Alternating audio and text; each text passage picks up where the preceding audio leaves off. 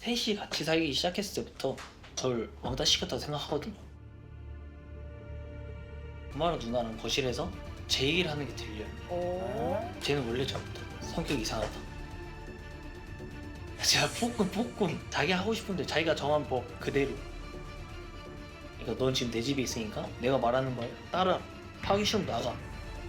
시험을 보고 그걸 떨어지고 좀 힘든데 얘기할 데가 없잖아요. 진짜 조그마한 힘든 걸 얘기를 해도 뭐 들어주질 않는데 대화가 통하다 싶다가도 마무리는 이제 항상 서로를 이해를 못하니까 이게 너무 답답한 거예요. 너무 힘든데도 의지할 사람이 없는 게 더 힘든 거예요. 그러네. 네, 서울에서 온 정영진이라고 합니다. 네, 어머니시고요. 김현준이라고 합니다. 아, 네네. 네. 집안의 왕따. 이게 무슨 뜻일까요? 저 혼자 그 가족 테두리 안에 좀 겉도는 느낌? 그러니까 저 혼자만 의지할 데가 없는 것처럼 느껴질 때가 많아서 네. 왜냐면 이제 어머니랑 누나랑은 이제 서로 의지를 하고 이렇게 대화가 잘 통하는 것처럼 보이는데 저는 이제 제 고민이나 힘든 일 이런 거나 뭐 기쁜 일이든 그런 거를 좀 가족한테 말하고 싶은데 네. 그런 게 아예 안 되다 보니까 이제 혼자 좀 삭힐 때가 좀 많거든요. 삭힐 때가 많다. 엄마하고 누나는 서로 공유하는 아주 친밀한 대화가 있는데 나는 내 어머니하고도 내 누나하고도 그렇게 친밀한 관계로 느껴지지 않고 그래서 나는 외롭다. 이 말씀을 지금 하시는 거죠. 그러면 평소에도 엄마가 누나한테 개인적으로 연락하고 나에게는 연락하지 않고 혹시 이런 일종의 차별과도 같은 현상 같은 게 있나요? 싸우지 않았을 때는 이렇게 다른 평범한 집들처럼 그렇게 연락하고 하는데 네. 조금만 말다툼이 있으면은 이제 저는 거기서 아예 제외가 되는 거죠. 구체적으로 얘기를 제외된다?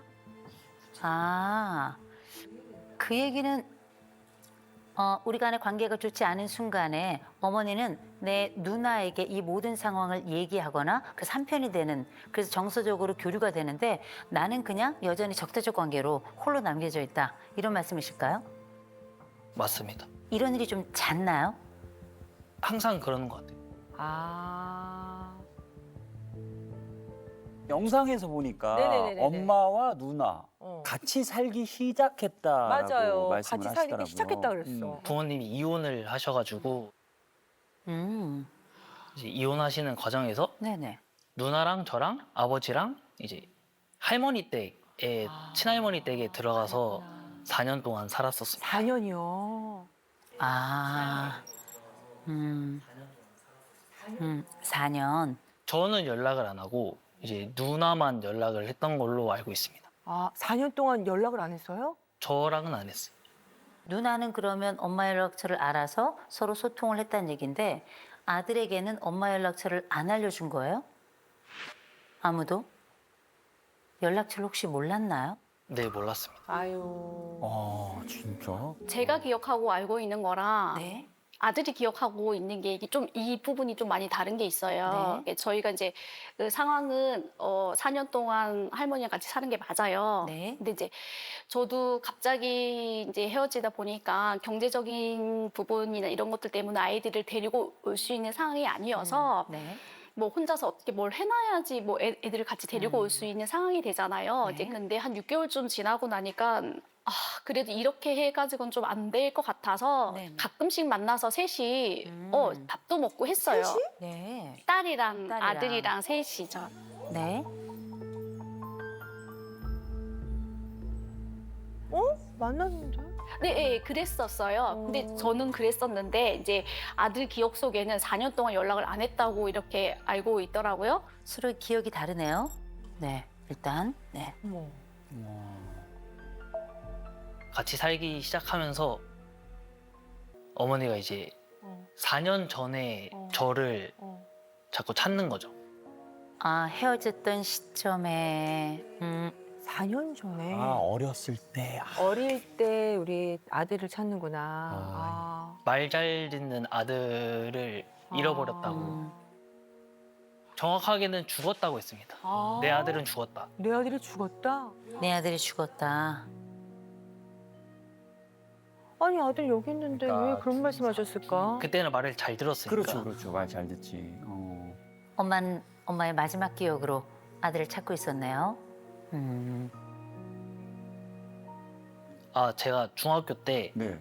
이제 어머니랑 떨어져 살았잖아요. 이제 친할머니 댁에서 컸는데 그때 좀 방황을 좀 했어요. 그렇지. 좀 공부를 아예 안 해가지고 거의 전교 꼴등으로 졸업을 했거든요.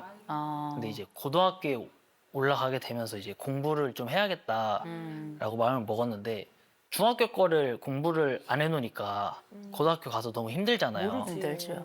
그래서 저 때안에는 진짜 열심히 노력해서 고등학교 1학년 때 중학교 걸 공부를 했거든요. 아우. 본인이 알아서 차근차근 한 거네요. 대단하다. 그렇죠. 그렇게 해서 고등학교 3학년 때 3월 모의고사인가? 그때 제가 지구과학이랑 생명과학 모의고사를 둘 다 만점을 받은 거예요.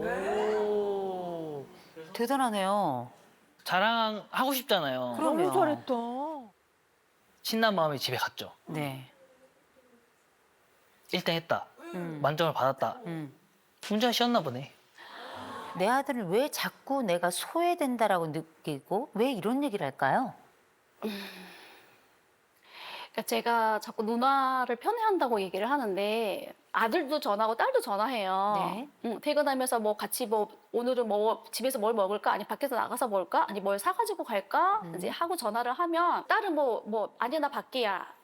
나 아니 뭐 먹고 싶어 이렇게 얘기를 하거든요. 근데 이 아들은 왜 전화했어? 끊어. 약간 이렇게 말을 안 하는 거예요. 그러니까 전화를 해도 잘 안 받고 대답을 잘 안 하니까 특별한 경우 아니면은 전화를 하는 게 꺼려지는 거죠. 아. 눈치를 보게 되는 거야, 아들 눈치를. 아들이 고개를 절레절레 하는데요?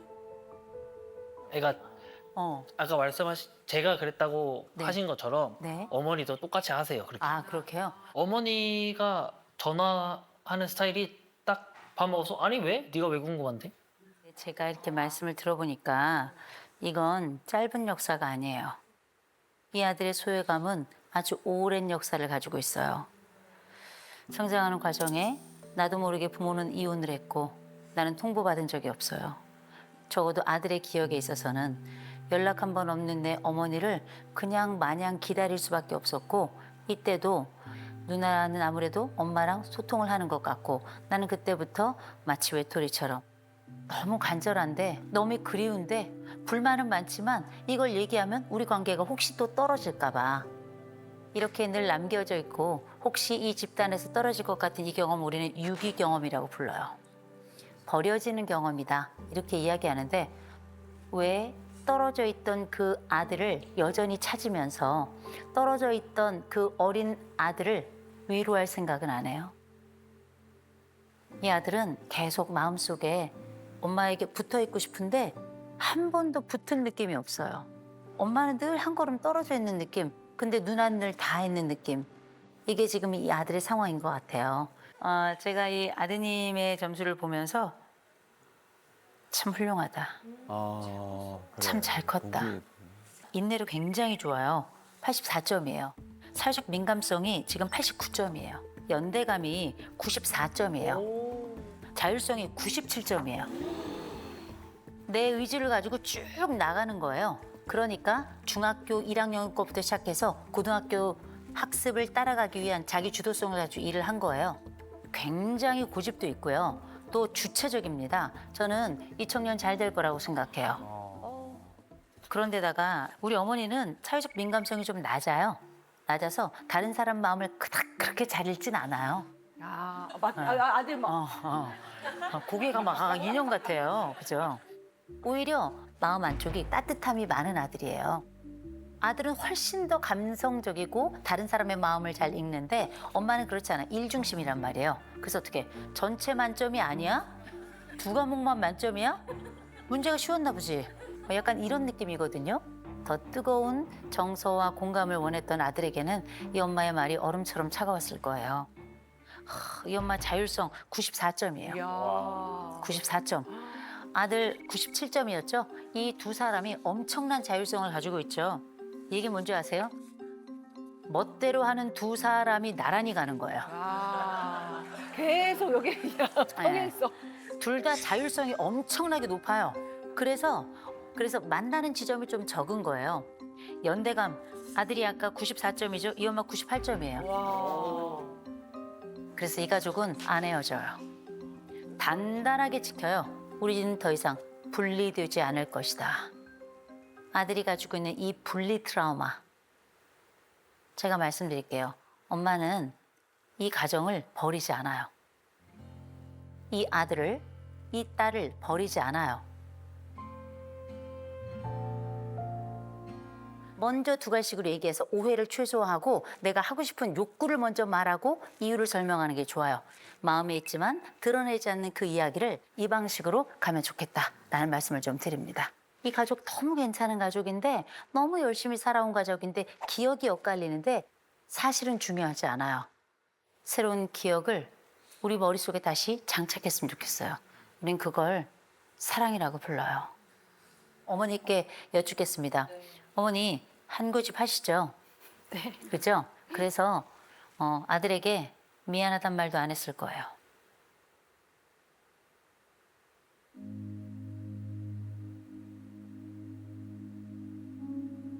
그래서 한 번은 어머니께서 말씀해 주셔야 될 것 같아요. 그때 엄마가 네가 혼자 있게 해서 연락을 하지 않아서 미안하다. 용서하기 바란다. 말씀을 하실 수 있을까요? 네. 우리 아드님 보시고. 네. 엄마가 너 버린 거 아니야.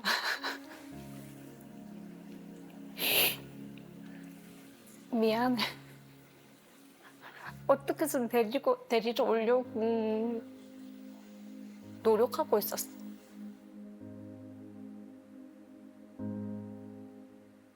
미안해. 그리고 계속 내내 미안해 하고 있었어. 미안.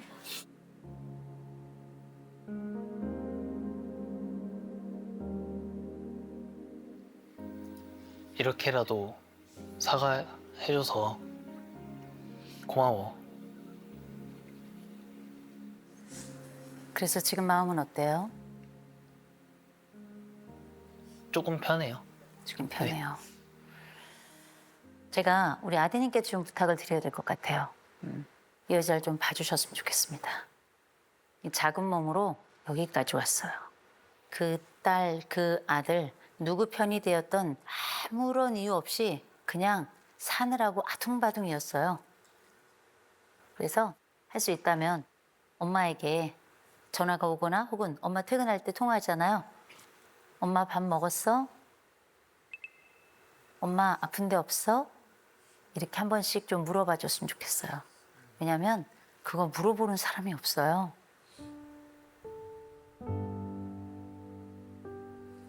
서로의 마음을 전하는 대화로 이어지지 않을까 싶습니다. 네.